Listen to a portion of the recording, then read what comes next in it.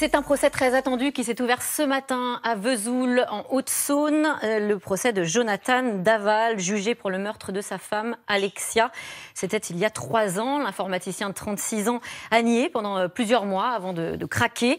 Mais de nombreuses zones d'ombre persistent. Alors, pour nous éclairer, une journaliste qui a suivi l'enquête, Sarah Lou Cohen, bonsoir. Bonsoir. Vous êtes chef du service police-justice de BFM TV. Cette affaire a eu un retentissement médiatique immense, notamment à cause de la personnalité énigmatique du tueur. Alors, est-ce qu'on sait enfin qui est Jonathan Daval? Non, on a du mal encore à le savoir et peut-être que ce procès peut nous permettre de découvrir d'autres aspects de sa personnalité. D'abord, c'est un homme qu'on a découvert comme un veuf éploré qui, devant la France entière, venait, dit-il, de perdre son épouse et qui, aux côtés de ses beaux-parents, tentait de trouver le réconfort. Et ce sont les premières images qu'on a eues de ce jeune homme de 36 ans. Ce sont d'ailleurs les premières images que les enquêteurs ont eues face à eux. Ils ont eu un homme qui venait raconter que sa femme venait de partir, qu'elle avait disparu depuis quelques heures, qu'il s'inquiétait. Donc c'est la première personnalité de Jonathan Daval qu'on a découvert, un homme qui semblait très attaché à sa femme. Et puis ensuite, on a découvert que cet homme, il avait tué sa femme. Il a commencé par le reconnaître. Au bout de plusieurs heures en garde à vue, il a reconnu qu'il l'avait tué, mais il a eu du mal à reconnaître un aspect, c'est qu'il n'a pas voulu dire qu'il avait carbonisé, calciné une partie du corps. C'était impossible pour lui de le dire. Ça, c'était donc le premier temps de l'enquête. Et puis ensuite, il est revenu sur ses aveux. Et là, ça a été un coup de théâtre parce qu'en plus de revenir sur ses aveux, il s'est mis à accabler sa belle famille qui pourtant l'avait accueilli pendant 3 mois après la mort de sa femme, puisqu'il pensait évidemment que l'assassin courait et que ce n'était pas du tout leur gendre qui pouvait être l'assassin. Donc, toute la question, c'est qu'est-ce qu'il a encore à nous apprendre de sa personnalité? Sans doute, ses parents, sa mère en tout cas, qui est venue témoigner aujourd'hui à la barre, peut nous expliquer qui est cet être qui est arrivé au monde dans des difficultés. D'abord, il avait le cordon, a raconté sa mère autour du cou, donc elle a cru qu'il était presque mort quand il est arrivé au monde. Et puis en plus, c'est un enfant qui a eu des difficultés dans la vie, qui par exemple était atteint de surdité quand il était petit. Ses parents trouvent qu'il est beaucoup dans sa bulle et finissent par l'amener voir un médecin. Et là, le médecin leur dit « Mais oui, votre fils est sourd et sans doute depuis plusieurs mois. » Donc c'était quelqu'un de très réservé, dans sa bulle, très effectivement, qui avait du mal à avoir des relations avec les autres. Ça peut expliquer aussi une partie de sa personnalité. Et en même temps, des rapports d'experts psychiatres qui dressent un autre portrait, pour le coup, à l'opposé. Oui, des experts qui l'ont vu à plusieurs reprises, à la fois des psychiatres, des psychologues, et qui racontent que c'est sans doute quelqu'un qui semble vouloir donner une image qui n'est pas profondément la sienne et ce qu'il est exactement de caméléon, quelqu'un qui se laisse penser qu'il est complètement dominé par sa femme et peut-être qu'en fait c'est lui le dominant et l'agressif. Donc évidemment, c'est tout ce qu'on a envie de découvrir à ce procès, même si la première image, en tout cas aujourd'hui, qu'il a donnée, c'est quelqu'un en larmes puisqu'il s'est effondré quand le président de la cour d'assises a expliqué les faits et a raconté qu'il avait laissé sa femme dans les bois et là effectivement il s'est effondré.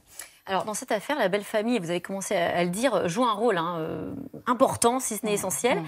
C'est la mère d'Alexia qui arrive à le faire craquer. Elle lui montre à l'époque une photo de sa fille avec leur chat. Et c'est un moment décisif qu'elle raconte pour BFM TV dans une série documentaire qui sera diffusée ce soir et demain. Écoutez-la. Je pense qu'il s'est jeté à mes genoux d'un coup en disant que c'était lui et puis qu'il était impardonnable. Je me souviens juste de ça. Voilà, c'était vraiment le moment. Il a dit oui, c'est bon. À un moment donné, il a lâché prise. Qu'est-ce que ça dit quand on comprend qu'en gros, il n'y a que sa belle-mère qui arrive à le faire craquer, avouer? Qu'est-ce que ça dit des liens qu'il entretient? Il a une relation extrêmement particulière avec sa belle famille. Vous l'avez rencontré d'ailleurs. Oui, nous on avait rencontré effectivement les parents d'Alexia et ils nous ont raconté que c'était presque comme un fils pour eux. Et je pense que lui a eu l'impression aussi d'être un fils. Et d'ailleurs, il appelait Isabelle Fouillot, donc la maman d'Alexia, maman.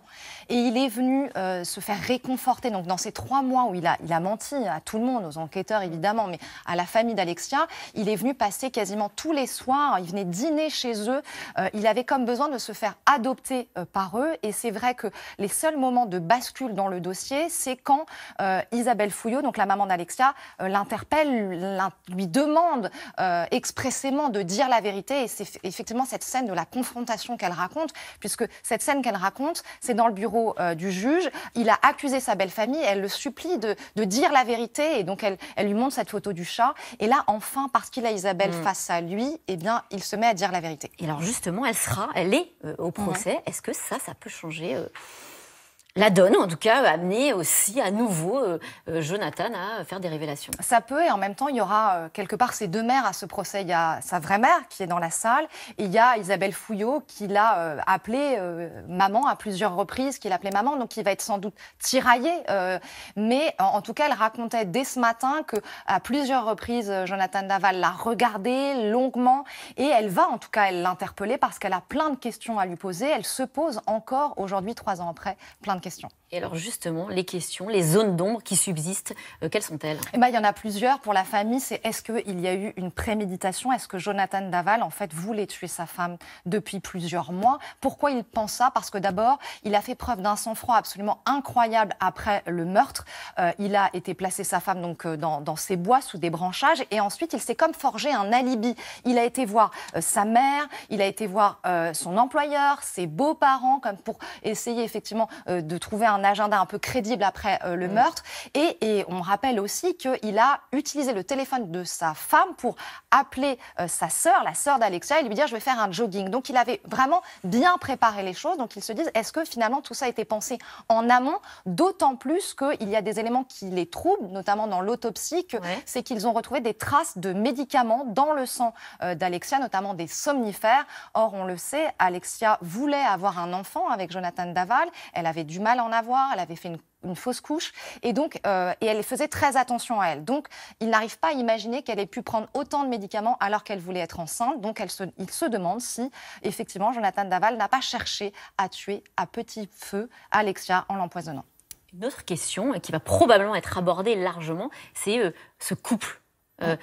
Les tensions qui existaient, on en entend parler de plus en plus. Oui, effectivement, c'est même au cœur du procès, et l'avocat de Jonathan Daval a dit ce sera le procès d'un couple. Évidemment, Isabelle, sa mère, ne veut pas que ça soit le procès d'Alexia, mais on va vouloir savoir s'il y avait des tensions, depuis quand, parce que les parents, eux, n'avaient jamais vu la moindre crise, la moindre difficulté dans ce couple. Ça reste pour eux une énigme, et c'est ça aussi qu'ils veulent comprendre. Ça pourrait être le mobile du crime?